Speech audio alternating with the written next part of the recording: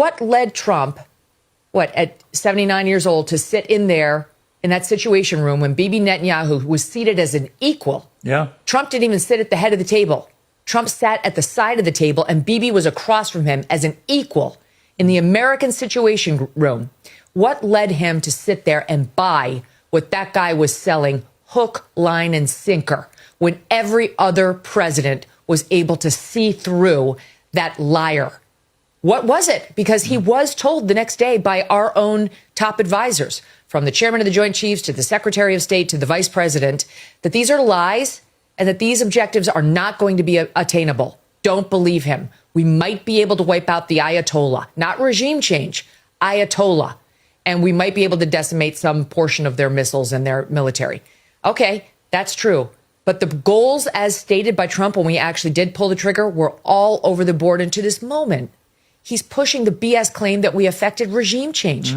No, we didn't. It's the same regime, just different players. There isn't somebody more moderate in there at all. We have no reason to believe that. In fact, it looks like the Iranian Revolutionary Guard is in control now, which is far more radical. And the fatwa that had allegedly been issued by the Ayatollah on developing nukes is gone.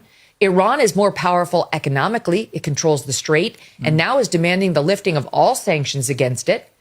And what Trump did with that 10-point plan was go from Monday saying, no, not good, to Tuesday saying, very workable, we can do it, as a means of saving face to bail off of his insane threats about annihilating an entire civilization.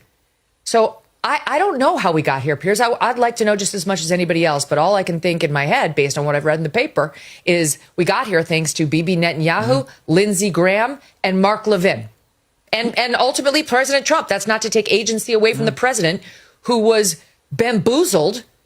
I don't know why. He was too weak to say no. He was too gullible to see through the lies. One way or another, he allowed himself to be